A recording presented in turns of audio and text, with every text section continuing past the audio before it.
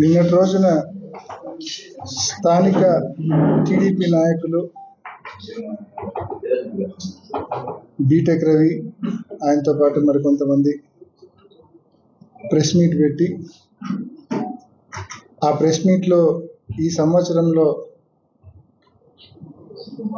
ఏదో సాధించామని చెప్పి చాలా సంతృప్తి చెందినామని చెప్పినారు. అంతవరకే చెప్పింటే మేము కూడా బహుశా రిప్లై ఇచ్చిండే వాళ్ళం కాదేమో. కానీ దాంతోపాటు ఇటీవల మున్సిపల్ చైర్పర్సన్తో పాటు కొంతమంది కౌన్సిలర్స్, పులివెందుల మున్సిపాలిటీలో ఉన్న అందరు కౌన్సిలర్లు కూడా స్థానికంగా ఉన్న సమస్యల మీద ఆర్డీఓ దృష్టికి తీసుకెళ్లారు, ప్రభుత్వం దృష్టికి తీసుకెళ్లారు. వాటిని సాల్వ్ చేయమని చెప్పి గట్టిగా అడిగే కార్యక్రమం చేసినారు. దాన్ని ఆయన ఎంత వెటకారంగా మాట్లాడినాడంటే,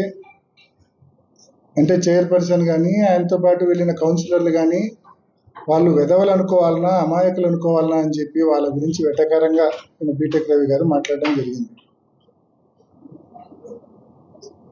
ఇంకా బహుశా ఆయనకి ఎవరో సలహాదారుడు కూడా ఉన్నారంట, మెడికల్ కాలేజీ పక్కన ఉంటాడంట సలహాదారుడు అని కూడా చెప్పినాడు. ఆయన దగ్గర సలహాలు కూడా తీసుకుని కూడా చెప్పినాడు. మరి బహుశా ఆయన సలహా ఇవ్వలేదేమో, మెడికల్ కాలేజ్ పక్కనే కదా ఉండేది, ఆయన సలహా ఇవ్వలేదా? ప్రైవేటీకరణ మెడికల్ కాలేజీలు చేస్తే పేదలు నష్టపోతారు అని ఎప్పుడు మీకు సలహా ఇవ్వలేదా ఆయన? అండ్ ఆ ఆస్పెక్ట్ పక్కన పెడితే మున్సిపాలిటీలో కౌన్సిలర్స్ కావచ్చు, చైర్పర్సన్ గారు కావచ్చు, లేకుంటే మా ఇన్ఛార్జ్ మనోహర్ రెడ్డి గారు కావచ్చు, వీళ్ళందరూ కూడా పోయిన ఇష్యూస్ ఏంటి? ఒకటి, ఊర్లో రేషన్ డిస్ట్రిబ్యూషన్ సరిగ్గా జరగడం లేదు. ఈ రేషన్ డిస్ట్రిబ్యూషన్ అనేది కనీసం 30 to 40% కూడా ప్రజలకు అందడం లేదు. 60-70% మొత్తం అక్రమ రవాణా జరిగి నీకు మిస్యూజ్ అయ్యి దాన్ని మళ్ళీ పాలిషింగ్ చేసి ఎక్స్పోర్ట్ చేసే కార్యక్రమం చేస్తున్నారు. అత్యంత దారుణంగా రేషన్ డిస్ట్రిబ్యూషన్ జరుగుతూ ఉంది. దీన్ని చక్కదిద్దండి, పేదలందరికీ కూడా రేషన్ వచ్చే విధంగా, రేషన్ బియ్యం వచ్చే విధంగా చర్యలు తీసుకోండి అని చెప్పి ఒకసారి ప్రభుత్వం దృష్టికి తీసుకెళ్లారు మా చైర్పర్సన్, కౌన్సిలర్స్ అందరు కలిపి. రెండోసారి స్థానికంగా మనం దాదాపు 10,000 ఇల్లు దగ్గర మన జేఎన్టీ బ్యాక్ సైడ్ మన లేఅవుట్లో మనం తీసుకొచ్చాం. అక్కడ కావచ్చు, బాపనపల్లి దగ్గర కావచ్చు. సో ఈ 10,000 ఇల్లు దాదాపు 8 నుంచి 9,000 ఇల్లు, ఈ ఇళ్లకు సంబంధించి ఈ 18 మాసాల్లో ఎటువంటి పురోగతి లేదు. కనీసం 1,00,000 రూపాయల పని కూడా జరగలేదు. ఆ ఇల్లు కంప్లీట్ చేసి పేదలకు అప్పగించండి. ఆ ఇల్లు గతంలో ఒక దశకు తెచ్చిన రాక్రీట్ సంస్థ ఏదైతే, రాప్తాడు ప్రకాష్ రెడ్డి వాళ్ళ సంస్థ ఏదైతే ఉందో, ఆ సంస్థ పులివెందులతో పాటు అనేక చోట్ల వాళ్ళు ఈ వర్కులు చేసినారు. వాళ్ళకు పెండింగ్ బిల్స్ ఉన్నాయి. ఆ పెండింగ్ బిల్స్ రావాలన్న కారణంతో వాళ్ళు హైకోర్టుకు పోయి స్టే తీసుకొచ్చినారు. కానీ ఇక్కడ చిన్న విషయం ఏంటంటే, నేను హౌసింగ్ అధికారుల దృష్టికి, ఎండీ దృష్టికి కూడా గతంలో తీసుకెళ్ళినా. ఇప్పుడు సంవత్సరం క్రితమే తీసుకెళ్ళినా. పులివెందుల హౌసింగ్ కాలనీ వరకు పేమెంట్ ఇవ్వాల్సిన దానికంటే ఇంకా ఒక 10 రూపాయలు ఎక్స్ట్రా పేమెంటే జరిగింది. హౌసింగ్ కార్పొరేషన్ ఎండి ఈ ప్రభుత్వంకు కొంచెమైనా పులివెందుల మీద చిత్తశుద్ధి ఉంటే, పులివెందుల హౌసింగ్ కాలనీకి మేము ఇంకా పేమెంట్ ఎక్సెసే చేసినాము, ఇక్కడ ఎటువంటి పెండింగ్ పేమెంట్ లేదు, కాబట్టి కోర్టు ఏదైతే స్టే ఇచ్చిందో ఆ స్టే నుంచి పులివెందుల హౌసింగ్ కాలనీని మాత్రం వెకేట్ చేయండి అని చెప్పి ఒక చిన్న అఫిడవిట్ వేస్తే కనుక హౌసింగ్ కార్పొరేషన్ వాళ్ళు పులివెందుల హౌసింగ్ కాలనీని అందులో నుంచి వెకేట్ చేస్తారు, ఆ కోర్టు స్టే నుంచి. ఆబ్వియస్గా ఇక్కడ పనులు ముందుకు కదిలే అవకాశం ఉంటుంది, కంప్లీట్ అయ్యి పేదలు అందులో చేరే అవకాశం కూడా ఉంటుంది. ఆ విషయమై మా వాళ్ళు ప్రభుత్వం దృష్టికి తీసుకెళ్తే అది పట్టించుకోవడంలా. ఇప్పుడు కూడా చెప్తా ఉన్నాం, చాలా సింపుల్ ఇష్యూ అది.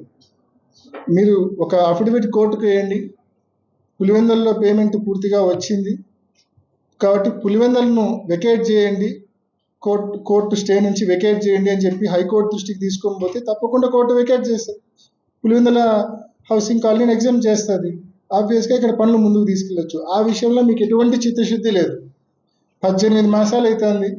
కేవలం మమ్మల్ని విమర్శించడం తప్ప మీరు సాధించింది శూన్యం, ఏమీ లేదు. మూడవది అతి ముఖ్యమైనది, మా వాళ్ళు మా చైర్మన్ గారి ఆధ్వర్యంలో నియోజకవర్గ మొత్తానికి సంబంధించిన వాటర్ గ్రిడ్ పనుల గురించి ఆర్డీఓ గారిని కలిసినారు. జగన్మోహన్ రెడ్డి గారు ముఖ్యమంత్రిగా ఉన్నప్పుడు ఈ నియోజకవర్గంలో ప్రతి ఇంటికి తాగునీరు ఇవ్వాలన్న ఉద్దేశంతో 480 కోట్ల రూపాయలతో వాటర్ గ్రిడ్ స్కీమ్ని మంజూరు చేసినారు. మంజూరు చేసి ఆయన ముఖ్యమంత్రిగా ఉన్న నాటికి 60 నుంచి 65% పనులు కూడా పూర్తి చేసినారు. ఆ పెండింగ్ పనులు పూర్తి చేయమని చెప్పి ఆర్డీఓ గారిని కలిస్తే ప్రభుత్వం దృష్టికి మా మున్సిపాలిటీ, మా చైర్మన్, మా కౌన్సిలర్లు తీసుకెళ్తే దాన్ని వక్రీకరించి పులివెందుల్లో 40 ఏళ్ళుగా వైఎస్ వాళ్ళే ఉండారు, సర్పంచ్గా, మున్సిపల్ చైర్పర్సన్గా అన్నీ ఉండారు, మరి మీరు నీళ్ళ సమస్య ఉందని చెప్పి మా దృష్టికి తీసుకొని వస్తారా అని చెప్పి అంటారు. అసలు నాకు బుర్ర ఉందనుకోవాలన్నా లేదనుకోవాలన్నా? బేసికల్గా ఒకటి ఆలోచించండి. ఈ దోపిడీ కార్యక్రమం ఇష్టం వచ్చినట్టు జూదం, ఊరంతా ఇష్టం వచ్చినట్టు ముగ్గురాయి దోపిడీ, ఇష్టం వచ్చినట్టు మట్క, ఇష్టం వచ్చినట్టు దొంగతనాలు, నో లా అండ్ ఆర్డర్. వీటికి తోడు మా కార్యకర్తల మీద ముబ్బడిగా దోపిడీ, దొంగ కేసులు, తప్పుడు కేసులు. ఏమి జరగకపోయినా 307 సెక్షన్ పెట్టి అటెంప్ట్ మర్డర్ అని చెప్పి జైలులో వేస్తా ఉన్నారు. ఏమి జరగకపోయినా ఫాల్స్ కేసులు పెట్టి జైల్లో వేసినారు. బహుశా ఇవన్నీ కార్యక్రమాలు, ఈ ఇసుక దోపిడీ, ముగ్గురాయి దోపిడీ, ఈ జూదము, ఇవన్నీ విచ్చలవిడి జూదము, విచ్చలవిడి దొంగతనాలు, ఇవన్నీ బహుశా వీటన్నింటి వలన మీకు బహుశా సంతృప్తికరం అనిపించిందేమో అని మేమందరం కూడా అనుకుంటా ఉన్నాం. లేకుంటే ఏం చూసి సంతృప్తి పడాలా? మీ పాలనలో పూర్తిగా ఇచ్చిన హామీలు ఎగరగొట్టేసినారు. ఏ ఒక్క పథకం ఇవ్వడంలా. 18 ఏళ్ళ నుంచి 50 ఏళ్ళ వరకు డబ్బు ఇస్తామన్నారు. సంవత్సరానికి 18,000, 2 సంవత్సరాలు కావస్తుంది. ₹1 ఇలా ఏ ఒక్క మహిళకు మీరు. నిరుద్యోగులకు నెలకు ₹3,000 నిరుద్యోగ వృత్తి ఇస్తామన్నారు. ₹1 ఒక్క నిరుద్యోగికి ఇవ్వలే ఇప్పటిదాకా. ఏ ఒక్క రైతు మీ పట్ల సంతోషంగా లేడు. రైతు భరోసా డబ్బులు ఒకప్పుడు జగన్మోహన్ రెడ్డి గారి పరిపాలనలో ప్రాంప్ట్గా డబ్బులు వచ్చేటి. మీ పరిపాలనలో కేంద్రం ఇచ్చే డబ్బు కాకుండా మీరు ఏడాదికి 20,000 ఇస్తామన్నారు. ఏడిచ్చినారు? సో రైతులు కావచ్చు, మహిళలు కావచ్చు, నిరుద్యోగులు కావచ్చు, ఏ ఒక్కరు ఈ ప్రభుత్వంలో సంతోషంగా లేరు. పెన్షన్లు మాట్లాడదామా? 66 లక్షల పెన్షన్లు జగన్మోహన్ రెడ్డి గారి హయాంలో 66 లక్షల పెన్షన్లు వచ్చేటి పేదలకు, వికలాంగులకు, వృద్ధులకు, వికలాంగులకు. మరి మీ హయాంలో ఇంకా పెరగాలి కదా. 5,5,5.5 లక్షల పెన్షన్లు కోత కోసినారు. కేవలం 18 మాసాలు 5.5 లక్షల పెన్షన్లు వచ్చేటి కోత కోసినారు. ఇది బహుశా సంతృప్తినిచ్చిందేమో వీళ్ళకి, టీడీపీ నాయకులకు. నీళ్ళ గురించి మీరు ఎంత తక్కువ మాట్లాడితే అంత మంచిది. చరిత్ర తెలుసుకోండి. ఒకవేళ అవగాహన లేకపోతే మీ సలహాదారుని అడిగి తెలుసుకోండి మీరు చరిత్ర. ఈ ప్రాంతానికి కృష్ణా జలాలు వస్తున్నాయంటే ఎవరు చలువ? దివంగత ముఖ్యమంత్రి డాక్టర్ వైఎస్ రాజశేఖర రెడ్డి గారు చేసిన కృషి వలన ఈ ప్రాంతానికి కృష్ణా జలాలు వస్తున్నాయి. ఆ రోజు రాజశేఖర రెడ్డి గారు ముఖ్యమంత్రిగా ఉన్నప్పుడు ఎన్ని ఇబ్బందులు ఎదురైనా, ఎంతమంది వ్యతిరేకించినా పోతిరెడ్డిపాడు హెడ్ రెగ్యులేటర్ను 11,000 నుంచి 44,000 క్యూసెక్లకు రాజశేఖర రెడ్డి గారు పెంచడం జరిగింది. ఆ తర్వాత జగన్మోహన్ రెడ్డి గారు దాన్ని 80,000 క్యూసెక్లకు పెంచడం జరిగింది. ఈరోజు ఆ రాజశేఖర రెడ్డి గారు తీసుకున్న నిర్ణయం వల్లనే, ఆయన చేయించిన పనుల వల్లనే గండికోటకు పెద్ద ఎత్తున నీళ్ళు వస్తూ ఉన్నాయి. గండికోట నుంచి సిబిఆర్కి ఎత్తిపోతల పథకం ఎవరు చేయించింది? రాజశేఖర రెడ్డి గారు. గండికోట నుంచి పైడిపాలెంకు ఎత్తిపోతల పథకం ఎవరు చేయించింది? రాజశేఖర రెడ్డి గారు. కృష్ణా జలాలు ఈ ప్రాంతానికి వచ్చినాయంటే కారణం రాజశేఖర రెడ్డి గారు. గండికోటలో 5-6 టీఎంసీలు కూడా పెట్టలేని పరిస్థితుల్లో 1,000 కోట్ల రూపాయల R&R ప్యాకేజ్ ఇచ్చి 26 టీఎంసీలు పెట్టే దిశగా మరి 1,000 కోట్ల ప్యాకేజీ చెల్లించింది ఎవరు? జగన్మోహన్ రెడ్డి గారు ముఖ్యమంత్రిగా ఉన్నప్పుడు ముంపు గ్రామాలకు 1,000 కోట్ల రూపాయలు చెల్లించి ఇవాళ గండికోటలో 26 టీఎంసీలు నిల్వ చేస్తా ఉన్నామంటే అది జగన్మోహన్ రెడ్డి గారు ఇచ్చిన 1,000 కోట్ల రూపాయల R&R ప్యాకేజీ వల్ల. సిబిఆర్లో మనం ఏనాడు 5 టీఎంసీలను పెట్టి నిల్వ చేసుకోలేదు. మనం సిబిఆర్లో ఇవాళ మనం 10 టీఎంసీలు నిల్వ చేసుకుంటున్నాం. ఎలా నిల్వ చేసుకుంటున్నాం? 4 గ్రామాలకు 270 కోట్ల రూపాయలు జగన్మోహన్ రెడ్డి గారు ముఖ్యమంత్రిగా ఉన్నప్పుడు R&R ప్యాకేజ్ చెల్లించి సిబిఆర్లో ఇవాళ మనం 10 టీఎంసీలు నిల్వ చేసుకోగలుగుతా ఉన్నాం. ఈ మాదిరి గండికోటలో అయినా, చిత్రావతిలో అయినా, పైడిపాలెంలో అయినా పూర్తి స్థాయిలో పూర్తి స్థాయిలో ఆ రిజర్వాయర్లు మనం నింపుకుంటున్నామంటే ఆ రోజు రాజశేఖర రెడ్డి గారు, తర్వాత జగన్మోహన్ రెడ్డి గారు కారణం. ఇవన్నీ తెలిసి కూడా ఈ ప్రాంతంలో 2 ముఖ్యమంత్రులు పరిపాలించినా కూడా ఈ ప్రాంతంలో నీళ్లు తేలేకపోయినారని చెప్పి నువ్వు బోగస్ మాటలు మాట్లాడతావా? నోరుంది కదా అని చెప్పి ఏది మాట్లాడినా చెల్లుతుంది అనుకోవద్దు. అధికారం ఉంది కదా అని చెప్పి ఏం మాట్లాడినా చెల్లుతుందని పొరపాటు కూడా అనుకోవద్దు.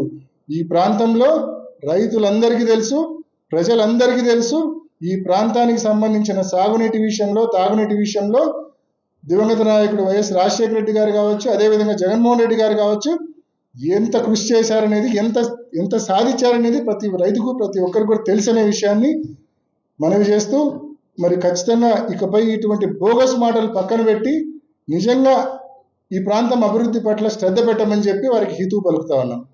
ఈ వాటర్ గ్రిడ్ రాకమునుపు, ఈ వాటర్ గ్రిడ్ స్కీమ్కు జగన్మోహన్ రెడ్డి గారు శంకుస్థాపన చేయకముందు వరకు పులివెందులలో ఒకటి మన నియోజకవర్గంలో ప్రధానంగా సిబిఆర్ నుంచి 140 పల్లెల స్కీమ్ ఒకటి నడుస్తూ ఉంది. ఇది అందరికీ తెలిసిన విషయమే. అదేవిధంగా వేంపల్లెలో అయితే కనుక వేంపల్లె పాపాగ్ని నుంచి వేంపల్లె టౌన్ ప్లస్ ఒక 18 పల్లెల స్కీమ్ అదొకటి నడుస్తూ ఉంది. చక్రాయపేట మండలంలో అయితే కనుక కే రాచుపల్లె డ్రింకింగ్ వాటర్ స్కీమ్ ఒకటి నడుస్తుంది. పాపాగ్ని నుంచి చక్రాయపేట మండలం స్కీమ్ నడుస్తుంది. దీనికి సంబంధించిన మెయింటెనెన్స్కు ప్రతి ఏడాది కూడా జిల్లా పరిషత్ టెండర్లు పిలుస్తూ ఉంటుంది. ఇవి మనకు అందుబాటులో ఉన్న పథకాలు. వీటితో పాటు రాజశేఖర రెడ్డి గారు ముఖ్యమంత్రిగా ఉన్నప్పుడు ఈ ఒక్క 148 పల్లెల స్కీమ్తో పులివెందులకు నీళ్ళు ఇవ్వలేమని చెప్పి నక్కలపల్లె సమ్మర్ స్టోరేజ్ ట్యాంక్ నిర్మించి అక్కడి నుంచి మున్సిపాలిటీకి నీళ్లు తెచ్చే కార్యక్రమం కూడా చేసినారు.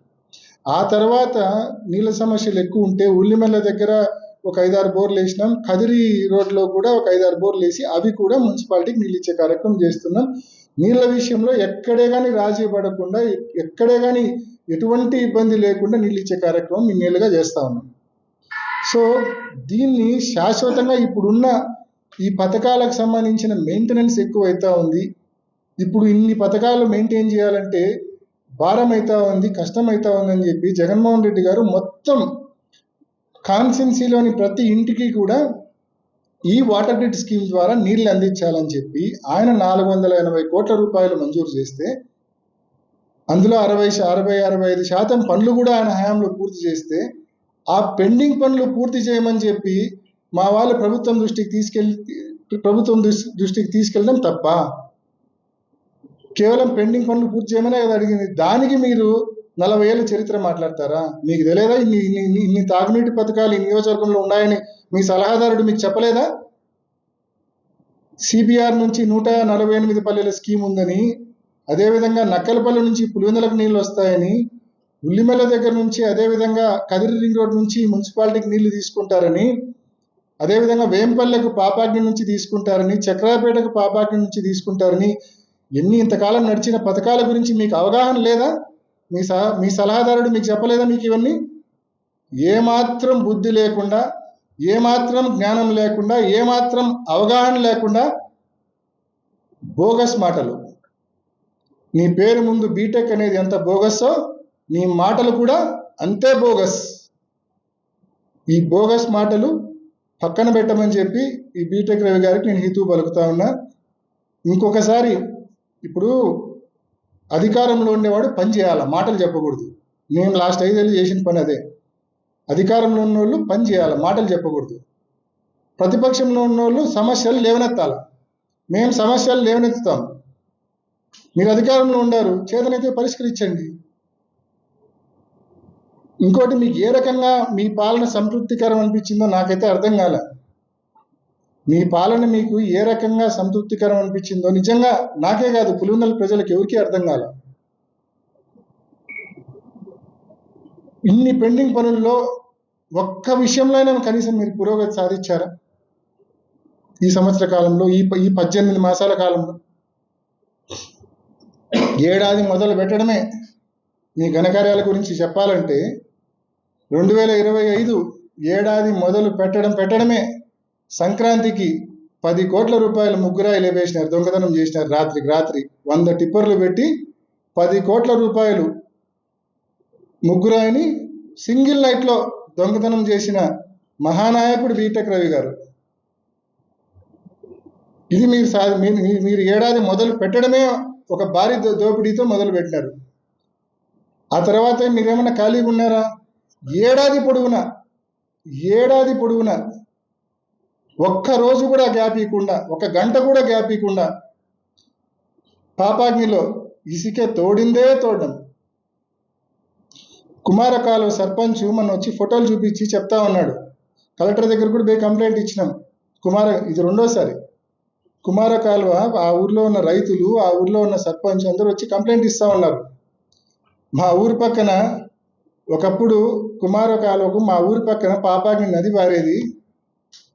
ఇప్పుడు పాపాగ్ని నది పారడం లేదు, పాపాగ్ని గొయ్యి అయింది మా ఊరు అని చెప్తా ఉన్నారు. పాపాగ్ని నది ప్లేస్లో పాపాగ్ని గొయ్యి అయిందంట. ఆ గొయ్యి కూడా వాళ్ళ పొలాల గట్టు వరకు వచ్చింది. ఈసారి ఆ నీళ్లు కనుక ఫ్లో అయితే, పైనుంచి వర్షాలు పడి వాటర్ ఫ్లో అయితే వీళ్ళ పొలాలన్నీ కోసుకుపోయే ప్రమాదం ఉంది. కుమారకాలువకు సంబంధించిన పొలాలన్నీ కోసుకుపోయే ప్రమాదం ఉంది. యథేచ్ఛగా రోజుకు 100 నుంచి 150 ట్రిప్పులు ఇసుక చక్రాయపేట నుంచి అట్లే మీరు పక్క రాష్ట్రాలు తరలిస్తారు. ఈ జిల్లాలో ఈ తెలుగుదేశం పార్టీ అధికారంలోకి వచ్చినప్పటి నుంచి ఈ 18 మాసాల్లో ఎన్నో వేధింపులు, ఎన్నో ఇబ్బందులు, ఎన్నో దొంగ కేసులు అన్నీ తట్టుకొని వైఎస్ఆర్ కాంగ్రెస్ పార్టీకి, మా నాయకుడు జగన్మోహన్ రెడ్డికి అండగా నిలబడుతున్న ప్రతి కార్యకర్తకు కూడా నూతన సంవత్సర శుభాకాంక్షలు తెలియజేస్తా ఉన్నా. అదేవిధంగా జిల్లా ప్రజలందరికీ కూడా నూతన సంవత్సర శుభాకాంక్షలు తెలియజేస్తా ఉన్నా. Local to global news at your fingertips. మీ చేతిలో ఒక ఆయుధం. Download raw TV app. Media legend Ravi Prakash is back.